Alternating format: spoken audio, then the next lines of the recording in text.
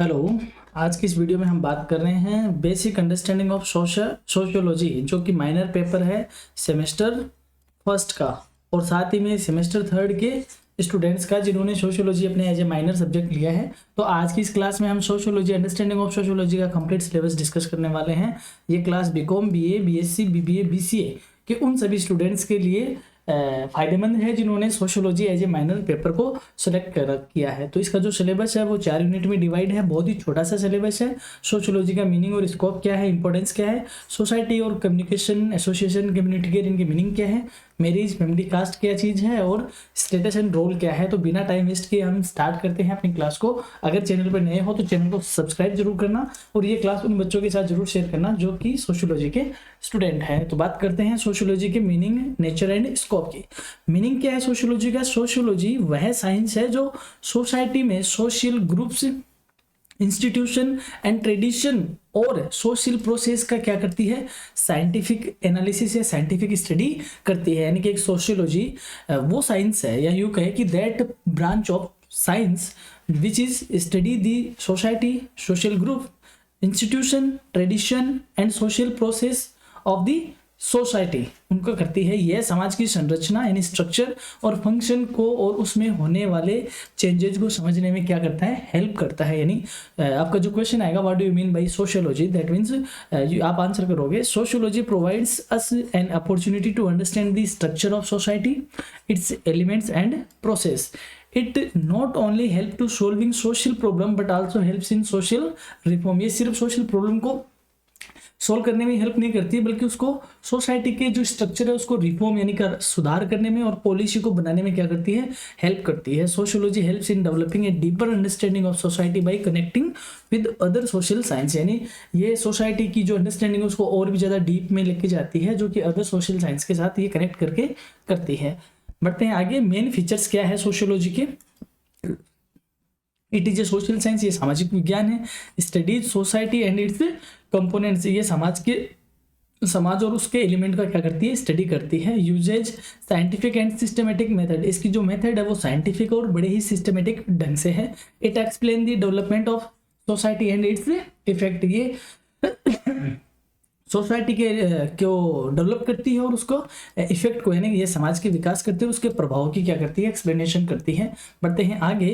Next, nature of the sociology. अब sociology की क्या प्रकृति है? ये एक साइंटिफिक नेचर है, यानी कि इम्पीरिकल, लॉजिकल एंड सिस्टमेटिक ढंग से क्या करती है, स्टडी करती है। तो हम ये कहते हैं कि जब भी कोई जो ज्ञान है वह विज्ञान कब बनता है, जब वह क्या हो जाता है, विशेष हो जाता है, सिस्टमेटिक हो जाता है। तो सोशियोलॉजी क्या है, वो जो ज्ञान है उसको क्या करती है, बहुत ही सिस्टमेटिक ढंग से, इंपेरिकल ढंग से और लॉजिकल वे में क्या करती है, व्यवस्थित करती है, सिस्टमेटिक करती है। तो ये क्या है, साइंटिफिक इन नेचर है। फिर है थ्योरेटिकल इन नेचर, क्योंकि इसकी बहुत सारी थ्योरीज है सोशल साइंस की, सोशल जो थ्योरीज है उनको ये डेवलप करती है और उनको क्या करती है, मॉनिटर करती है, उनका परीक्षण करती है। तो ये थ्योरेटिकल इन नेचर है।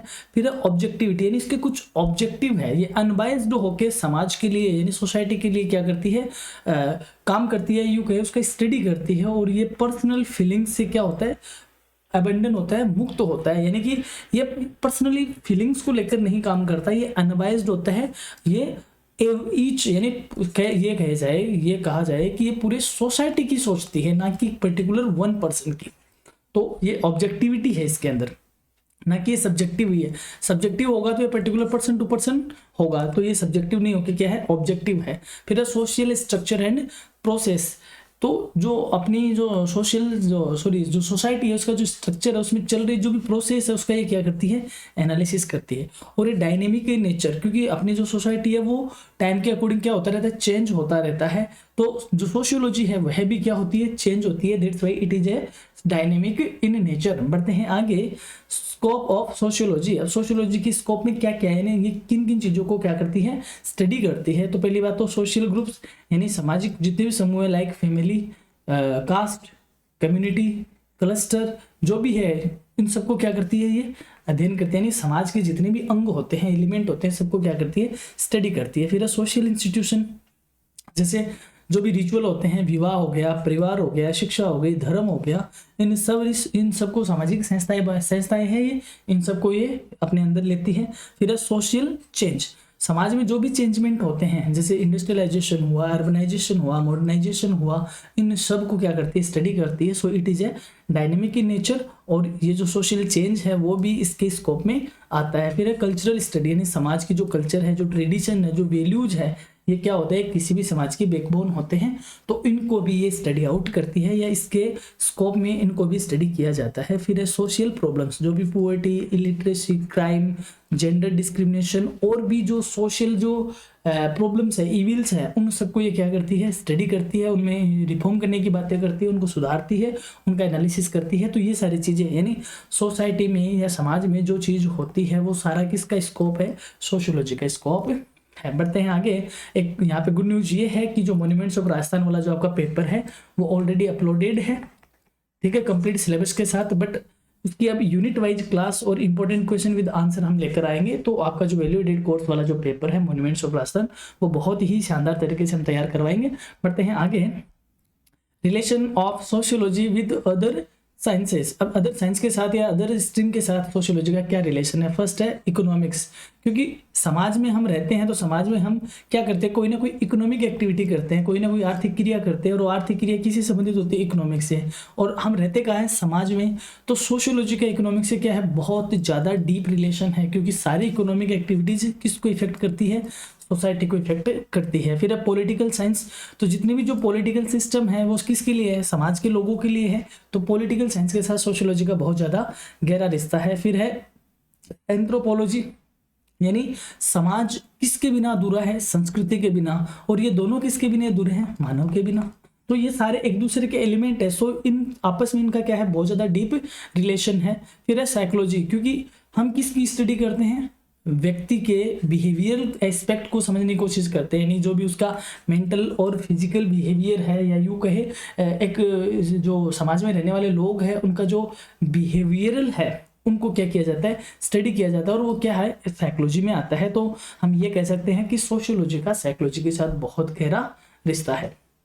फिर है society, community association, institution and social groups. ये सब क्या है, सोसाइटी क्या होती है, society is an organised group of people who share this same culture, tradition and norms. यानी समाज एक ऐसे लोगों का संगठन है जो कि एक जैसी परंपराओं को, एक जैसी संस्कृति को, एक जैसे मानदंडों को क्या करता है, शेयर करता है। इसीलिए हम बोलते हैं ना, ये हमारे समाज का है, ये उस समाज का है। यानी पर्टिकुलर अलग अलग ग्रुप के अलग अलग जो ग्रुप बने हुए हैं, जो ऑलरेडी ऑर्गेनाइज्ड ग्रुप है, उनके रिचुअल अलग है तो वो एक समाज हो गया, इनके रिचुअल अलग है तो ये एक समाज हो गया, इनके रिचुअल अलग है तो ये क्या हो गया, एक समाज हो गया। फिर है कम्युनिटी। कम्युनिटी क्या है, community is a social group that lives in a particular geographical area and has similarities and mutual association. यानी समुदाय एक ऐसे सामाजिक समूह है जो पर्टिकुलर एक ज्योग्राफिकल एरिया में रहता है, जिनमें आपस में क्या है, काफी सिमिलरिटी है, और म्यूचुअल क्या है, जुड़ाव है, म्यूचुअल एसोसिएशन है, उसको क्या बोलते हैं, कम्युनिटी बोलते हैं। फिर नेक्स्ट है एसोसिएशन। एसोसिएशन क्या होता है, association is an organised group that works for a specific purpose. यानी जो एक ही स्पेशल पर्पज के साथ एक जगह काम करते हैं और एक ग्रुप बनाते हैं ऑर्गेनाइज्ड वे में, उसे क्या बोलते हैं, एसोसिएशन बोलते हैं। जैसे पॉलिटिकल पार्टी, जैसे क्या, जैसे बिजनेस ऑर्गेनाइजेशन। तो जो भी एक पॉलिटिकल पार्टी है, जैसे मान लो बीजेपी है, एक पॉलिटिकल पार्टी है, तो इसके जितने भी मेंबर होंगे उन सबका क्या है, एक स्पेशल एक ही पर्पज है, वो सारे एक ही पर्पज में काम करते हैं, तो उसको हम क्या बोलेंगे, एसोसिएशन बोलेंगे। फिर है institution. Institution is a structure accepted by the society. यानी इंस्टीट्यूशन एक स्ट्रक्चर है जो सोसाइटी के थ्रू क्या किया जाता है, सोसाइटी द्वारा एक्सेप्ट किया जाता है, which conducts special function such as education system हुआ, रिलीजियस इंस्टीट्यूशन हो, यानी आप कहीं मंदिर बनवाते हो, ठीक है, आप कहीं स्कूल खोलवाते हो, तो स्कूल, मंदिर, जो भी चीज़ें होती है, जो भी इंस्टीट्यूशन होते हैं, जहाँ पे क्या करते हैं, कोई स्पेशल फंक्शन किए जाते हैं, जैसे पूजा के लिए पूजा घर हो गया, मंदिर हो गया, ठीक है, नमाज के लिए मस्जिद हो गई, ठीक है, तो उस हिसाब से पढ़ाई के लिए शिक्षा यानी कि स्कूल हो गया। तो वो सारी चीज़ें समाज में क्या है, एक्सेप्टेड है। तो एक ऐसा स्ट्रक्चर जिसको सोसाइटी ने एक्सेप्ट किया है, जहाँ पे क्या होते हैं, स्पेशल फंक्शन होते हैं, उसको क्या बोलते हैं, इंस्टीट्यूशन बोलते हैं, लाइक एजुकेशन हुआ, रिलीजियस इंस्टीट्यूशन हुआ, एटसेट्रा। फिर है social groups, A group of individual who share similar interest and interact with each other. व्यक्तियों का एक ऐसा समूह जो समान हितों को क्या करता है, साझा करता है, आपस में बातचीत करता है, उसको क्या बोलते हैं, सोशल ग्रुप बोलते हैं। Now next, marriage, family, caste and religious, ये क्या होते हैं? मैरिज क्या होते हैं? विवाह दो व्यक्तियों के बीच एक सामाजिक और कानूनी यानी सोशल एंड लीगल रिलेशनशिप है जो कि पारिवारिक जीवन को क्या करता है? संगठित करता है। यानी परिवार की इकाई, ये समाज की सबसे छोटी इकाई क्या है? परिवार। और परिवार में जब दो जने एक दूसरे के साथ, दो व्यक्ति एक दूसरे को साथ लीगली तौर पे और सोशली एक्सेप्टेड तौर पे एक दूसरे के साथ रिलेशनशिप में आते हैं, उसको क्या बोलते हैं? मैरिज बोलते हैं। फिर है फैमिली। तो फैमिली क्या है? ब्लड रिलेशंस और सोशल रिलेशन पे आधारित एक यूनिट है जो व्यक्ति के सोशलाइजेशन की प्राइमरी यूनिट होती है। यानी समाज की सबसे छोटी इकाई क्या होती है? परिवार होती है, जिसमें ब्लड रिलेशंस वाले एक दूसरे एक जगह रहते हैं, या यूं कहे वो एक दूसरे सोशलाइजेशन की क्या है? प्राइमरी यूनिट बनते हैं। फिर है कास्ट। कास्ट क्या है? बर्थ बेस्ड सोशल क्लासिफिकेशन, जो कि पुराने भारतीय समाज की क्या रही है? विशेषता हुई है। यानी बाई बर्थ क्या सोशल क्लासिफिकेशन होगा जो कि पुराने जमाने से या पुराने सिस्टम से क्या है चला आ रहा है, वो क्या होगा? कास्ट है। फिर है रिलीजन। रिलीजन क्या है? एक सामाजिक संस्था है जो बिलीफ, रिचुअल्स और मॉरल वैल्यूज से क्या होती है? बनी होती है। यानी इसके खुद की कुछ ट्रस्ट होंगे, कुछ रिचुअल्स होंगे, कुछ मोरल वैल्यूज होंगी, उनसे क्या बनती है? कि रिलीजियस इंस्टीट्यूशन बनता है, या यूं कहे एक धर्म बनता है। फिर आता है status, role and norms and values. Status क्या होता है? The social identity of a person is society is called status. यानी एक सोसाइटी में किसी पर्सन की जो पर्सनल आइडेंटिटी होती है उसे क्या बोलते हैं? उसका स्टेटस बोलते हैं। दो तरह की होती है, एक तो होती है अचीव्ड, एक तो होती है एस्क्राइब्ड और एक होती है अचीव्ड। एस्क्राइब्ड क्या होती है? जो जन्मजात होती है, बाई बर्थ होती है, यूं कहे तो बाई बर्थ होती है, बाई बर्थ होती है, जो जन्म से प्राप्त होती है। जैसे उसकी जाति क्या है, उसका लिंग क्या है, ये उसको बाई बर्थ प्राप्त होती है। एक होती है अचीव्ड, जो उसने बाद में प्राप्त किया हो। जैसे जैसे मान लो कोई एक लड़का है तो लड़का होना उसका क्या है? बाई बर्थ है, तो ये उसकी स्टेटस है बाई बर्थ। और वह बड़ा होकर पढ़ाई करके वह क्या बन गया? डॉक्टर बन गया, तो ये उसने क्या किया? अचीव किया। तो ये दो तरीके की आइडेंटिटी है उसकी, ठीक है। तो समाज में एक पर्सनल, सोसाइटी में एक पर्सनल जो आइडेंटिटी होती है वही क्या होती है? ए स्टेटस बोला जाता है। नेक्स्ट है रोल। रोल क्या होता है? The expected behaviour of a person by the society is called his role. यानी किसी व्यक्ति का समाज द्वारा जो एक्सपेक्टेड बिहेवियर होगा कि उसकी क्या भूमिका होती है, उसको क्या बोलते हैं? रोल बोलते हैं। कि जैसे पूरी सोसाइटी में ये माना जाता है कि जो पिता होता है, माता होता है, इन सबके रोल डिसाइड है। वाइफ होती है, उनके रोल डिसाइड है, हस्बैंड के रोल डिसाइड है, ब्रदर के रोल डिसाइड है, सिस्टर के रोल डिसाइड है। इन सबके रोल क्या है? एक्सपेक्टेड रोल डिसाइडेड है, जिनको सोसाइटी क्या करती है? पहले से एक्सेप्ट करके रखती है। ये जो कहे सोसाइटी उनके साथ एक्सपेक्टेशन रखती है। अब हम ये कहें कि जैसे एक हस्बैंड है, वो अपनी वाइफ को जो सोशल वायलेंस है, नहीं सॉरी, जो डोमेस्टिक वायलेंस है उसको मारता है, तो सोसाइटी उसको एक्सेप्ट नहीं करती, क्योंकि सोसाइटी ने उसका ये बिहेवियर एक्सपेक्टेड नहीं कर रखा है। तो उसका जो रोल है वो पहले से क्या है? एक्सपेक्टेड है, तो उसको क्या बोलते हैं? रोल बोलते हैं। नेक्स्ट है नॉर्म्स। नॉर्म्स क्या होता है? Socially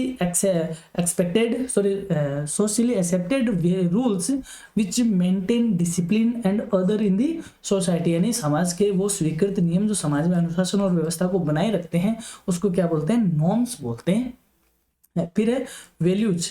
values are those moral and cultural beliefs which are acceptable in the society. यानी वैल्यू, मूल्य, वो नैतिक और सांस्कृतिक मान्यताएं हैं जो समाज में क्या होती है? स्वीकार्य होती है। जैसे चोरी करना समाज में स्वीकार्य नहीं है, तो ये मोरल वैल्यू नहीं है, तभी हम कहते हैं ये मोरल वैल्यू हमारा नहीं है। जबकि बड़ों को प्रणाम करना, बड़ों के पांव छूना, ये पहले से समाज में क्या है? एक्सेप्टेड है, ये मोरल वैल्यू है, ये हमारे कल्चर को शो करता है। तो ये वो चीजें होती है जो क्या होती है? वैल्यूज होती है।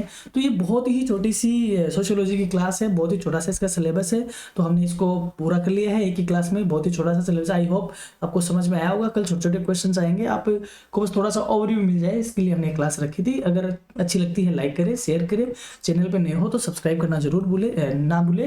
हमारी तरफ से आपको एग्जाम के लिए बहुत बहुत शुभकामनाएं। आपका पेपर अच्छा हो। हाँ, इसकी जो PDF है वो आपको टेलीग्राम चैनल पर मिल जाएगी। धन्यवाद।